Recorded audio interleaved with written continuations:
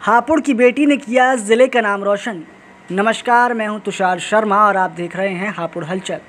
हापुड़ नगर के दोमी रोड स्थित वैशाली कॉलोनी निवासी दृष्टि मारवा ने बिहार लोक सेवा आयोग की परीक्षा पास की है। मैंने एक्चुअली 2019 में अपनी लॉ कंप्लीट करी थी, तो तब से मुझे था कि मुझे किसी भी ऐसे सरकारी पद की तैयारी करनी है जिससे मेरे परिवार को मेरे ऊपर गर्व महसूस हो सके। तो मैंने इसके साथ साथ जज का एग्ज़ाम देने, बहुत सारे स्टेट्स के जज के एग्ज़ाम्स दिए हैं और मैं दे रही हूँ। और साथ ही में मैंने ये एग्ज़ाम की जब वैकेंसी आई थी तो मुझे लगा था कि ये भी एक बहुत ही अपने आप में एक गर्वित पद है, तो मैंने इसके लिए भी तैयारी करना शुरू करा। उनकी तैनाती सहायक अभियोजन अधिकारी के पद पर हुई है। वैशाली कॉलोनी निवासी स्वर्गीय संजय मारवा की बेटी दृष्टि मारवा ने पहले प्रयास में ही बिहार लोक सेवा आयोग की परीक्षा में 36वीं रैंक प्राप्त कर नगर, जनपद सहित प्रदेश का नाम रोशन किया है। घर वालों का रिएक्शन था, वो बहुत ज़्यादा खुश थे। उनको ऐसा लगा कि मतलब चीज़ें पॉसिबल होती हैं, अगर मेहनत करते हैं तो सफलता मिलती है, और उन्हें काफ़ी अच्छा लगा। सब बहुत खुश हुए।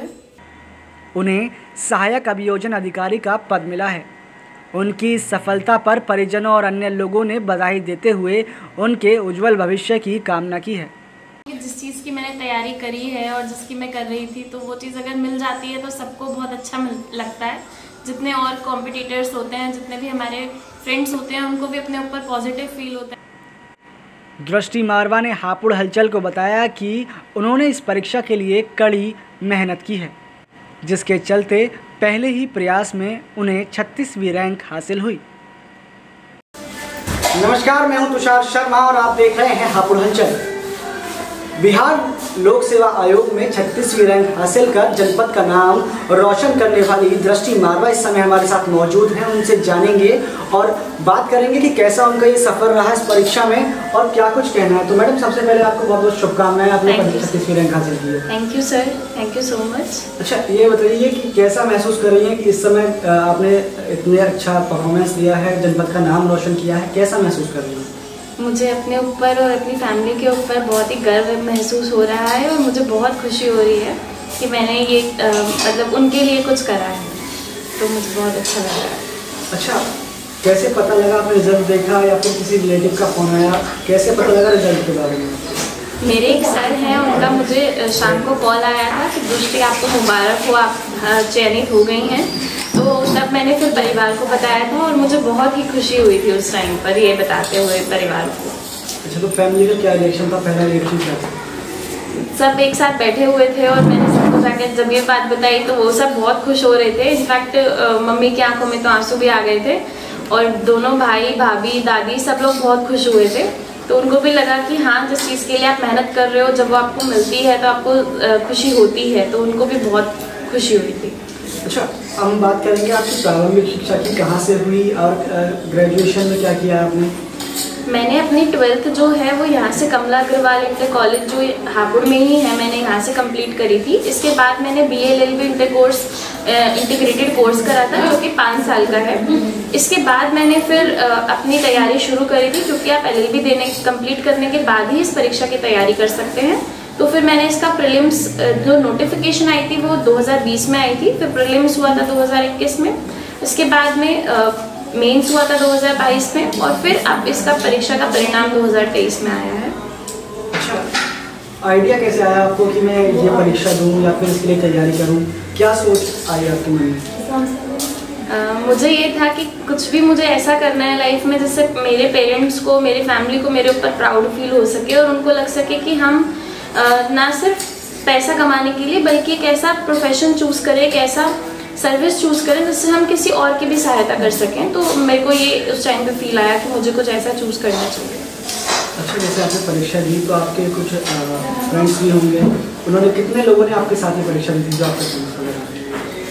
मैंने ये क्योंकि एग्ज़ाम मैंने बिहार का दिया था तो मैं ज़्यादा लोगों को नहीं जानती हूँ, क्योंकि मैं उत्तर प्रदेश से बिलोंग करती हूँ। लेकिन मेरे नोन में जब हम तैयारी करते हैं तो लोग जुड़ते चले जाते हैं, तो बहुत सारे लोग, टीचर्स, मेरे फ्रेंड्स, उन सबका भी सपोर्ट रहा है जिन्होंने मुझे टाइम टू टाइम गाइड करा है। अच्छा, तैयारी की बात करें तो क्या रणनीति थी? कितने घंटे पढ़ाई करती थी? क्या कुछ कहना चाहिए? देखिए, मुझे लगता है कि कितने घंटे पढ़ाई करना है ये कोई एक कैलकुलेशन मेरे दिमाग से नहीं हो सकती है, क्योंकि हमारे घंटे कभी निश्चित नहीं होते हैं। कभी हमें कभी ऐसा होता है कि पूरा दिन पढ़ने का मन करता है, और कभी कभी ऐसा होता है कि कुछ काम आ जाता है, या कुछ भी आप मान लीजिए आपका शारीरिक स्थिति सही नहीं है, मानसिक स्थिति सही नहीं है, तो आप कम घंटे पढ़ाई करते हैं। बट मेरा हिसाब से जब भी आप खुश हों, जब भी आपके पास टाइम हो, तो आप बिना वेस्ट करे उसे पढ़ाई में लगाइए। तो ये एक होना चाहिए। अच्छा, ये बताइए कि परीक्षा आपने दी, प्री से लेके मेंस और इंटरव्यू, कैसा सफर रहा ये पूरा? ये सफ़र देखा जाए तो बहुत ही रोमांचित रहा। इसमें बहुत सारे ऐसे भी समय आया जब कभी कभी ऐसा लगता था कि एग्ज़ाम दिए हुए तो बहुत टाइम हो गया, पता नहीं रिजल्ट कब आएगा, पता नहीं कैसा होगा, आएगा नहीं आएगा, ऐसे भी डाउट्स आते हैं दिमाग में, कोई सर्टेन नहीं होता।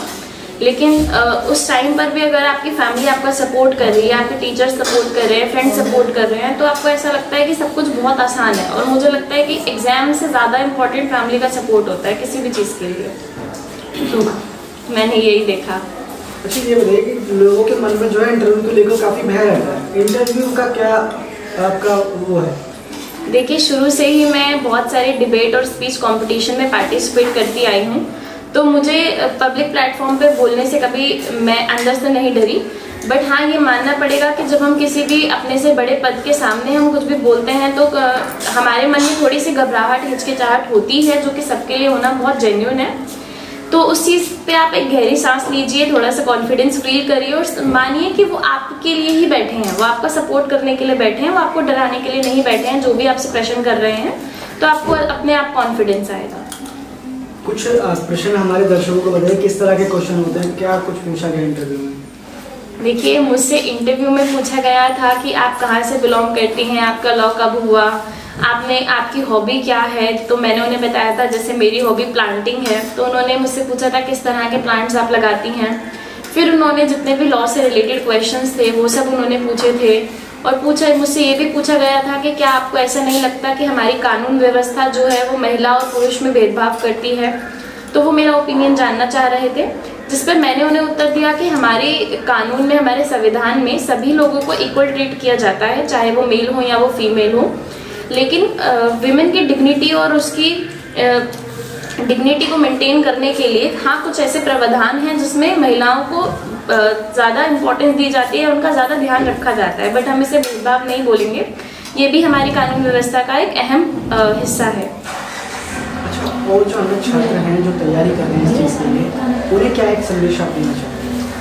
मैं उन्हें ये संदेश देना चाहूँगी कि आप अगर किसी चीज़ की तैयारी कर रहे हैं तो आप गिव अप मत करिए। हो सकता है टाइम लगेगा, हो सकता है आपको अपने ऊपर से विश्वास भी उठेगा, हो सकता है आपको विश्वास कभी कभी बहुत ज़्यादा भी होगा, लेकिन आप तैयारी करिए, क्योंकि निरंतर प्रयास करने पर सफलता तो अवश्य मिल ही जाती है। लेकिन उस समय जब आप तैयारी कर रहे हैं तो आपकी फैमिली के लिए मैं स्पेशली बोलना चाहूँगी, जैसे मेरी फैमिली में कभी भी मुझे शादी का कोई प्रेशर नहीं था कि आपकी एज हो रही है, आपको शादी करनी है। मेरी फैमिली की तरफ से कभी ये नहीं था कि आपको जॉब करनी है। उन्होंने मुझे फ्री छोड़ा था, उन्होंने बोला था आप तैयारी करना चाहते हैं तो आप करिए। तो उनके विश्वास की जीत हुई है, मैं ये बोलना चाहूँगी। अच्छा, कौन सी पोस्ट आपको मिली है, क्या पोस्ट है ये आपकी? तो ये असिस्टेंट प्रोसिक्यूशन ऑफिसर का पोस्ट होता है, जिसमें अगर न्यायालय के समक्ष कोई भी ऐसा वाद प्रस्तुत किया जाता है जिसमें सरकार को रिप्रेजेंट करा जाता है, तो वो असिस्टेंट प्रोसिक्यूशन ऑफिसर के द्वारा ही करा जाता है। अच्छा, तो आगे क्या रणनीति रहने वाली है, या फिर इस पद पर ज्वाइन होने के बाद क्या प्राथमिकताएं आपकी रहने वाली है? सर, मेरी तरफ से कोशिश ये होगी कि जो भी काम मुझे मिलेगा लोक सेवा आयोग की तरफ से, जो भी न्यायालय की तरफ से, मैं उसे पूरी ईमानदारी के साथ और अच्छे तरीके से करूं, ताकि ज्वाइनिंग तक नहीं बल्कि जब तक मैं उसमें काम कर रही हूँ तब तक मुझे उससे निरंतर खुशी महसूस हो। आगे की क्या रणनीति रहने वाली है? सर, आगे की अभी मैं कुछ नहीं बोल सकती हूँ, क्योंकि अभी 2-3 महीने तक, मेरे हिसाब से 2-3 महीने तक ज्वाइनिंग आएगी। बाकी कुछ नहीं कह सकते हैं, क्योंकि कॉम्पिटिटिव एग्जाम में सर्टेनिटी बहुत कम होती है। तो जैसे भी होगा मैं उसमें उसका भाग बनूंगी। अच्छा, जो लोग तैयारी करते हैं और पहले प्रयास में या फिर दूसरे प्रयास में वो थोड़ा निराश हो जाते हैं या फिर नहीं कर पाते हैं, उन्हें क्या संदेश आप देना चाहेंगे? सर देखिए, जितनी भी पोस्ट निकलती हैं वो बहुत ही लिमिटेड निकलती हैं, तो अगर कुछ ही बच्चों का उसमें सिलेक्शन हो सकता है, चाहे आप दिन रात मेहनत कर लीजिए, लेकिन अगर पोस्ट 100 आई हैं तो 100 ही बच्चों का होगा। लेकिन अगर उसके लिए बहुत ज़्यादा संख्या में बच्चे प्रयास कर रहे हैं तो डेफिनेटली उनका फर्स्ट अटेम्प्ट में हो सकता है नहीं होगा, क्योंकि 100 ही सीटें तो 100 ही बच्चे जो होंगे उनका होगा। लेकिन अगर आप लगे रहेंगे, अगर आपको सपोर्ट मिलता रहेगा, आप अपने ऊपर विश्वास रखेंगे, आपको लगेगा कि नहीं आपको करना है, तो आप कर सकते हैं। हो सकता है उस टाइम पर थोड़ा थोड़ा विश्वास कम होता है, लेकिन आप ऐसे लोगों से जानिए, ऐसे लोगों से बात करिए जो ऑलरेडी सिलेक्टेड है। सबकी जो जर्नी होती है ये इसमें बहुत स्ट्रगल होता है, तो सबकी जर्नी से आपको ये पता चलता है कि नहीं आप अकेले नहीं हैं, इसमें सब आप लोगों के साथ हैं। अच्छा, हमारे जो दर्शक हैं उन्हें क्या संदेश आप देना चाहेंगे?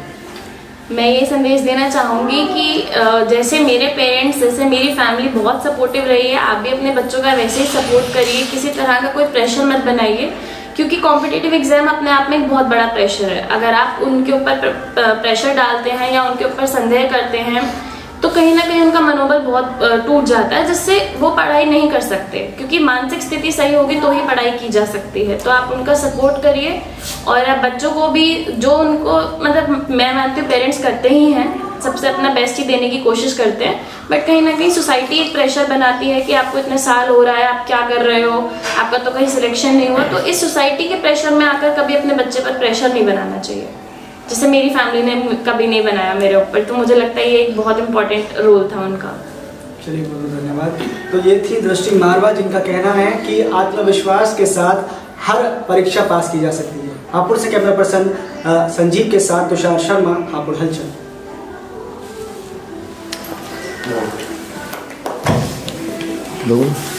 लोग